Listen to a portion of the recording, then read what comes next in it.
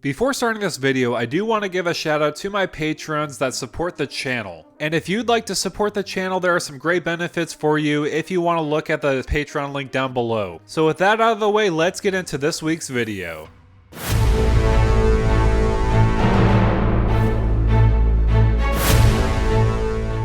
What's going on YouTube? This is Devin coming back at you with another video today on PubStomp MTG. Today we're going to be looking at a combination of Thalia, Heretic Cathar, and also the Gitrog Monster to create Thalia and the Gitrog Monster right here. This combines a lot of elements of those two cards into this one creature right here. It is a human frog horror, and for 4 mana you're getting a lot of value out of here, getting First Strike and Death Touch. You also do have an ability, you may play an additional land of each of your turns, kind of like the Gitrog Monster right there, and creatures and non-basic lands your opponents control enter the battlefield tapped, kind of like Thalia's ability right there.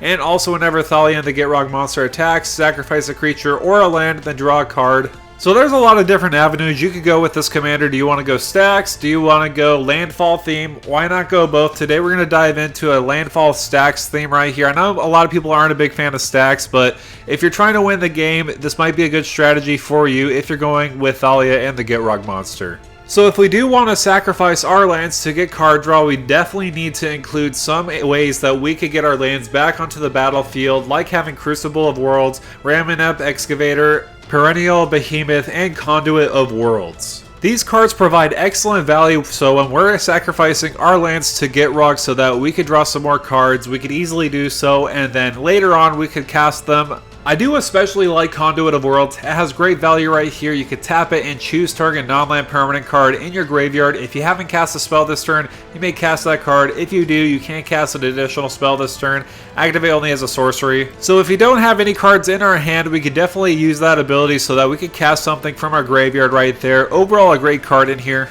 However, if you don't want to sacrifice your lands, you could also sacrifice creatures because it does have that in this stipulation right here. So the first things I thought about was Bitter Blossom and Skrell's Hive. With these cards right here, we could simply sacrifice one of the creatures we make at the beginning of our upkeep. We're going to be losing 1 life, but that's okay. If we sacrifice them on combat with Thalia and the Gitrog Monster, we can get some additional card draw value right there.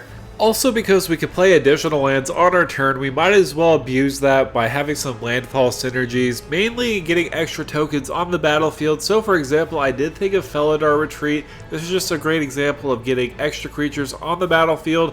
Also on top of that, if we do have a lot of creatures on the battlefield, we could give them Vigilance and put a 1/1 counter on them for each land that we put on the battlefield. We could choose one or the other right here. Really good card in this deck. Also, I did want to mention Greensleeves, Morrow Sorcerer. Again, having that redundancy of making a creature when a land enters the battlefield cannot be underestimated, especially a 3/3 Badger creature token as well. And also its power toughness is equal to the lands that we do control. So we do have a lot of lands that we're playing because of our commander, so this is just a great option in here. I also did want to shout out Titania, Protector of Argoth. This is just great in here. I like it a lot for what it does. Because we're going to be sacrificing lands or creatures with our commander, we can essentially get a 5/3 for free when we sacrifice a land with our commander. I like this a lot in here. Also on top of that, you can return a land card from your graveyard to the battlefield as well. So if we do have a fetch land in the graveyard, we can return it back on the battlefield, and then we can sacrifice it to get more advantage, getting an extra token on the battlefield. Also, a side note, I know many of you are probably going to be tempted with playing Scoot Swarm. I'm not a big fan of this card for the design and also the math. I'm definitely not going to add it in here. It's just one of those cards I refuse to play. I just hate doing the math with it, and on top of that, it's just overwhelming to deal with. Also, if someone plays a board wipe, all that math you did just to get a bunch of Scoot Swarms on the battlefield will be for nothing. I mean, it's definitely really good, don't get me wrong, I just don't like it. I honestly just refuse to play it, but let's move on. Let's talk about another part of this deck that I do want to focus on, and that's staxing. I do have a sub-theme in here of stacks, mainly because I personally feel like there's too many decks that usually overrun people because they get too much value, and this is just a good way to counteract different decks that want to combo off and win.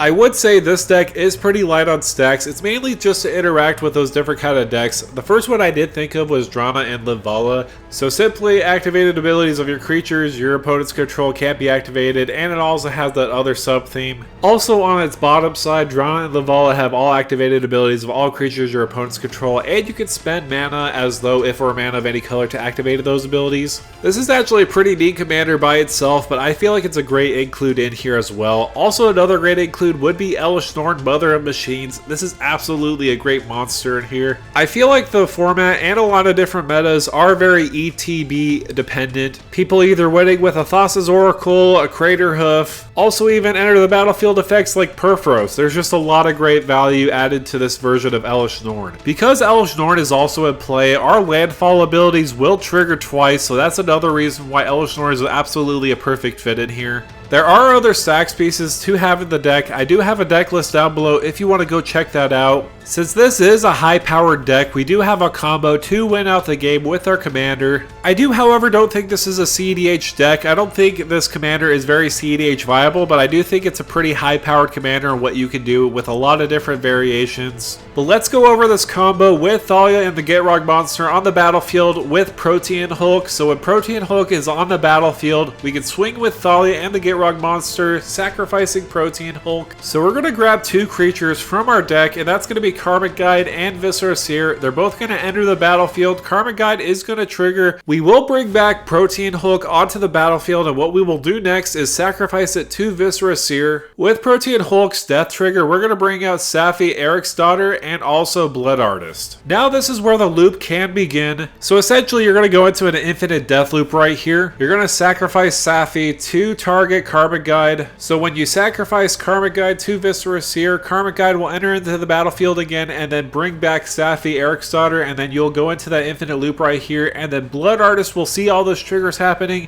and then Blood Artist will ping everybody to death so that we can win the game right there. So yeah, that's just a brief summary of the combo. However, that's going to do it for me, guys. Thank you guys so much for coming by and watching this video on Thalia and the Gitrog Monster. I think it is pretty funny that Thalia and the Gitrog Monster are paired together because this commander does have some great potential to be a very great commander in my opinion, for Abzan especially. However, let me know down below in the comments, what do you think of this commander? What do you think of this crazy matchup? Anyways, thank you guys so much for coming by and watching this video again. Make sure to like, share, and subscribe to the channel. That's definitely the best way to support the channel. And with that out of the way, thank you for stopping by.